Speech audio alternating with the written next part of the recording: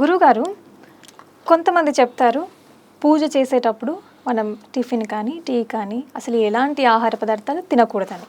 ఇంకొంతమంది చెప్తారు మనం టీ అల్పాహారం తిని పూజ చేయొచ్చు, పూజ అనేది మనం భక్తితో చేసేది, కడుపు మార్చుకొని చేసేది కాదని అంటారు. ఈ రెండింట్లో నిజమేది? అసలు పూజకి డెఫినేషన్ ఏమిటి? అసలు ఫస్ట్ గాడ్కి డెఫినేషన్ ఏమిటి చెప్పాలి. గాడ్ని ఎలా చేశారు వీళ్ళంతా కూడా? 2 చేతులు 2 కాళ్ళు ఉన్న మన మనిషిలాగా మనం ఇలాగే ఉన్నాం కాబట్టి దేవుడు కూడా ఇంతే అని అట్లా చేశాడు.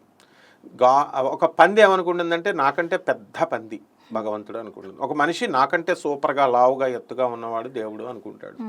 అంటే మనకంటే బలీయం, జ్ఞానంలో శక్తిలో దేంటో దాంట్లో బలంగా ఉన్నవాడిని దేవుడు అనుకుంటాడు. అందువల్లనే రాముడిని కృష్ణుడిని పోల్చారు వాళ్ళు. రాముడు కృష్ణుడు సాక్షాత్ శ్రీమన్నారాయణమూర్తి, అన్కంపారబుల్ వాళ్ళు.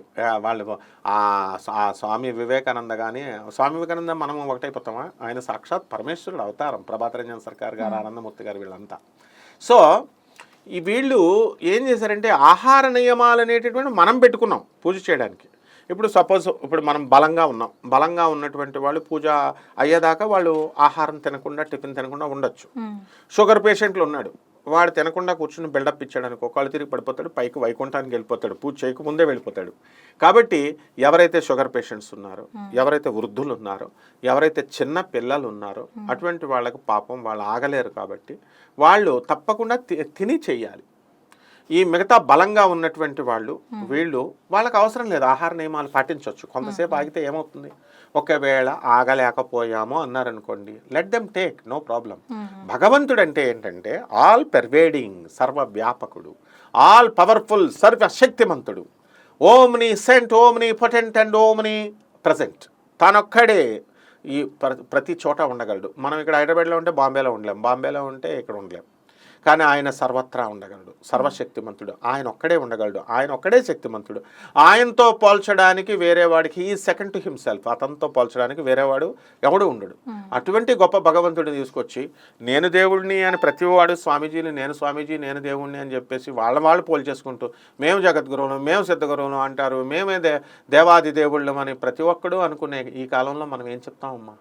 కాబట్టి అలాగే గురువు కూడా, మనము ఆ మంచి గురువులను మనం ఆశ్రయించినప్పుడు, జగద్గురువులను ఆశ్రయించినప్పుడు ఈ ఆహార నియమాలు ఆయన ఏం చెప్పాలా? ఎక్కడ చెప్పండి? టిఫిన్ తిన్నా చెయ్యాలి, టిఫిన్ తినకుండా చేయాలని ఆదిశంకరాచార్యుల వారు ఎక్కడన్నా చెప్పారా? నో. స్వామి వివేకానంద చెప్పాడా? రమణ మహర్షుల వారు చెప్పారా? వేదాంతాలను చెప్పారు. ఆయన జ్ఞానాన్ని, మనసును వికసింపజేసేటటువంటి శాస్త్రాలను చెప్పారు. మనం ఈ చిన్న వాళ్ళు ఇవన్నీ పెడతారన్నమాట. ఆహారం తినకూడదు, తింటే పొరపాటును తింటే ఏమవుతుందంట, తింటే అయిపోయింది. ఇప్పుడు ఆయన ఒక పూజ చేస్తుండగా ఒక చిన్న పిల్లాడు వచ్చి అందులో ఒక స్వీట్ తీసేసుకున్నాడు.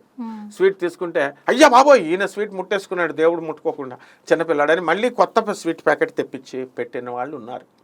అంటే అతి చాదస్తం అనేటటువంటిది పనికిరాదు. ఇక్కడ కూడా అంతే. That is what we are saying. Dogma ఉండకూడదని స్వామి వివేకానంద చెప్పింది నేను చెప్తున్నాను, ప్రభాత్ రంజన్ సర్కార్ చెప్పింది నేను చెప్తున్నాను. కాబట్టి ముసలి వాళ్ళు వృద్ధులు ఉండలేనటువంటి వాళ్ళు తినొచ్చు, ఉండగలిగేటటువంటి వాళ్ళు ఆ రోజంతా కూడా టిఫిన్, పూజలు, హోమాలు అన్నీ అయిన తర్వాతే వాళ్ళు తినొచ్చమ్మా. ఇది నియమం. అంతేగాని చాదస్తంగా, మూర్ఖంగా ఈ కేతుగ్రహ ప్రభావం వల్ల వీళ్ళు వయసులో ఉన్న వాళ్ళు కూడా మీరు తినకూడదు అని షుగర్ పేషెంట్లను కూడా ఆపేస్తారు. అయ్యప్ప స్వామి మాలలు వేసుకున్న వాళ్ళని చూడండి, వాళ్ళందరూ కూడా భజనలు, వాళ్ళకి వచ్చిన ప్రతి ఒక్కళ్ళు పాడాలి కదా భజనలు. 3 వరకు 4 వరకు బాధేస్తారు భజనలు.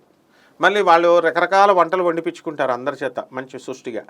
మరి వచ్చిన ఆడవాళ్ళకి ముందు పెట్టాలి కదా, ముందు ముసలి వాళ్ళకి పెట్టాలి కదా, చిన్నపిల్లలకు పెట్టాలి కదా. అబ్బే మేము స్వాములం, మేము అది అయిన తర్వాతే మీరు మామూలు మనుషులు, మీరు తినాలి అని పెడుతున్నారు కొంతమంది ప్యారలల్గా పెట్టిస్తున్నారు. అది బ్యాడ్ అనమాట, ఇది ఇలా చేసేవాళ్ళు. అలాగే స్వామీజీలు, ఎవరు వీళ్ళంతా? స్వామీజీలు, పీఠాధిపతులు అని చెప్పి మామూలు సామాన్య మనుషుల దర్శనాలు నాపిచ్చి వాళ్ళకి ఏనుగుల మీద తీసుకెళ్తూ ఈ బుద్ధి లేనటువంటి ఎగ్జిక్యూటివ్ ఆఫీసర్లు కొంతమంది వాళ్ళని తీసుకెళ్తున్నారు దేవాలయాల్లోకి. సో సామాన్య మనిషి అయినా అసలు స్వామీజీ, పీఠాధిపతులు, ప్రవచనకారులు వీళ్ళు లేటుగా వెళ్ళాలి. No celebrities. సెలబ్రిటీ అనేటటువంటి పదాన్ని మనం క్రియేట్ చేస్తాం. God is only celebrity, guru is only celebrity. And that guru అంటే ఈ ప్రవచనకారులు, ఈ స్వామీజీలు కాదు. స్వామి వివేకానందుడు సెలబ్రిటీ, ప్రభాత్ రంజన్ సర్కార్ సెలబ్రిటీ, జగద్గురువులు సెలబ్రిటీలు, ఆదిశంకరాచార్యుల వారు. సో ఈ యొక్క ఆలోచన విధానాన్ని మనం యూత్లో వచ్చినప్పుడు ఆటోమేటిక్గా ఎగ్జిక్యూటివ్ ఆఫీసర్లే కాదు, ధర్మమండలి మెడలు కూడా వంచి వీళ్ళందరూ కూడా అందరినీ సమానత్వంగా, సమాన దర్శనాలు, సమానంగా చూడ్డాలు ఇవన్నీ కూడా తీసుకొస్తారు, యూతే తీసుకొస్తుంది. So we should not, as educated person we should not encourage all such things. ఎందువల్లంటే ఇప్పుడు దేవాలయాలకు వెళ్ళమంటున్నాం అనుకో, దేవాలయాలకు వెళ్ళమంటుంటే అందరూ దేవాలయాలకు వెళ్తున్నారు. దేవాలయాలకు వెళ్తుంటే అవతల స్టేట్లో అరుణాచలంలో ఏమైంది, వాళ్ళకందరికీ జలసి వచ్చి వాళ్ళు మనం రాకూడదు, తిరునామలై అని రాయడం లేదని చెప్పేసి అరుణాచలం అని రాస్తున్నారని వాళ్ళు మన మీద పగబట్టేశారు. వెళ్ళిన ఆడవాళ్ళందరినీ మానభంగం చేయడము, ఆ తర్వాత ఫేస్బుక్లో వాటిల్లో పెట్టడం మనం చూసాం కదా, 11 మంది ఇట్లా. So why all these things are going on? It is out of ignorance. అజ్ఞానతిమిరాంధస్య జ్ఞానాంజన శలాకయ చక్షురున్మీలితం యేన తస్మై శ్రీ గురవే నమః. ఇది ఎలా ఉంటుందంటే అజ్ఞానం అనేటటువంటిది చాలా తిమిరం, అంత అంధకారం. అలాగే బలాదాకృష్య మోహాయ మహామాయ ప్రయచ్చతి జ్ఞానినాంబి చేతాంసి దేవి భగవతి సా బలాదాకృష్య మోహాయ మహామాయ ప్రయచ్చతి. జ్ఞానుల్ని సైతం మోహంలో పడేస్తుంది. కాబట్టి ఇవన్నీ కూడా వీళ్ళందరూ కూడా మనం ఏదో నామాలు పెట్టేసుకున్న అలా కూర్చున్నంత మాత్రాన, కాషాయ బట్టలు వేసేసుకొని కూర్చున్నంత మాత్రాన పండితులను అనుకోకూడదు, సాధువులను అనుకోకూడదు. తులసీదాస్ చెప్పారు. తులసీదాస్ ఏమని చెప్పాడు, ఆదిశంకర్లు కూడా చెప్పారు, పొట్టకూటి కోసం వాళ్ళు వేస్తారా కాషాయ బట్టలు.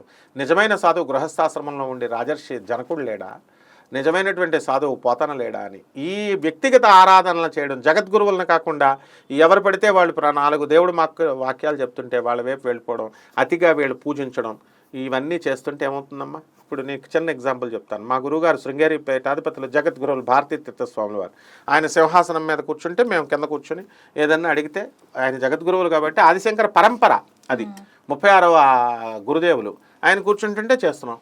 ఇప్పుడు మిగతా వాళ్ళంతా దొంగపీఠాలు, దొంగాశ్రమాలు చిన్న చిన్నవి పెట్టేసుకొని వాళ్ళు కూడా ఒక చైర్ వేసుకుంటున్నారు, కుర్చీ వేసుకుంటున్నారు, వాళ్ళ శిష్యులు కింద కూర్చొని బిల్డప్లు ఇస్తూ ఇలాగా. మళ్ళీ మేము మా జగద్గురువులు లేరు, మా గురువు గారిని గరికపాటి నరసింహారావు గారు వీళ్ళు మాట్లాడడానికి వెళ్తే భారతీ తీర్థస్వామితో శోభారాజు గారు వీళ్ళంతా పాపం ఇలా మొక్కుకి ఇలా పెట్టుకుంటారు, వాటర్ డ్రాప్స్ వెళ్తాయి అన్న ఉద్దేశం.